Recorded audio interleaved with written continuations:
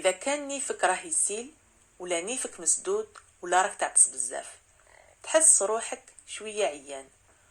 وراسك يوجعك شويه وبالك عندك حمى خفيفه، هذه تعتبر اعراض الزكام، بالعاميه نقولوا ضربك الريح. على بالي بلي الحاجه الاولى اللي تخمم فيها تروح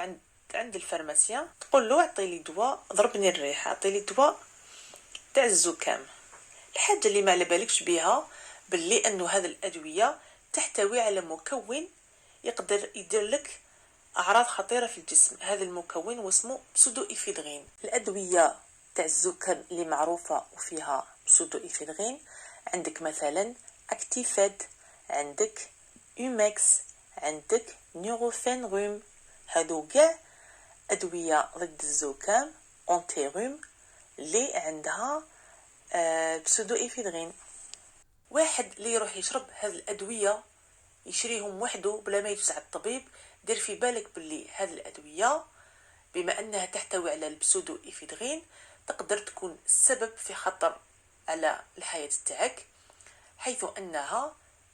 تقدر تؤدي الى ارتفاع ضغط الدم، تطلع لك لا طونسيون، تقدر دير مشاكل في القلب،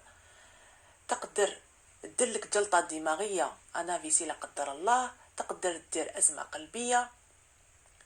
وتقدر دير لك كعرض جانبي صداع قوي، تقدر تدوخك، تقدر تحس بتشوش في الرؤيه، تحس روحك مقلق، يطر لك نعاس في الليل وتحس قلبك يخبط بزاف. باش تحميو روحتيكم وما تشربوش هذه الادويه انا ننصحكم باش تروحوا للحلول الطبيعيه. ديروا في بالكم باللي هذه الادويه ما راهيش رايحه تداويكم، الهدف من هذه الادويه زعما تقلل الاعراض، بصح كي تشوف الكوارث اللي ديرهم اون باراليل تقول سي با لا بين تشربهم باسكو يقدروا يديروا كوارث كبار. اخي ولا اختي، الا كان عندك الاعراض تاع الزكام ولا كيما يقولوا ضربك الريح، ما تروح تشري هذه الادويه تاع الزكام، ننصحك انه تريح، ننصحك انه تشرب دي تيزان سخونين، ننصحك انه تشري دي كومبليمون اليمونتير اللي فيهم الفيتامين سي مع الزنك. وكاين تاني تقدر دير تشم البخار تاع الكاليتوس ولا تغسل نيفك بالسيروم سالي، هادو هما بدائل كما يقولوا امنه،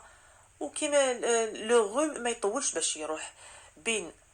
3 ايام 5 ايام يروح، الوغ سي با لا بين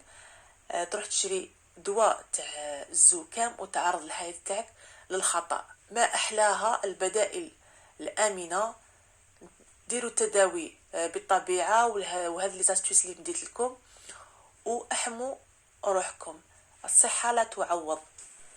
خوتي الى بغيتو تهلاو في صحتكم اشتركوا في القناه واستفيدوا من الفيديوهات، ما تنسونيش بالدعم والاشتراك وديروا لي جيم، وتقدروا تسقسوني في التعليقات قولوا لي واش من المواضيع اللي بغيتو نهضر عليهم، واش من النصائح اللي تحبوا نمدها لكم، الا تعطوا لي المواضيع باش انا نعطي الاجابات المواضيع تاعكم. ايا تهلاو في روحتكم، صحتك تاج راسك، تبقاو على خير يا منعش.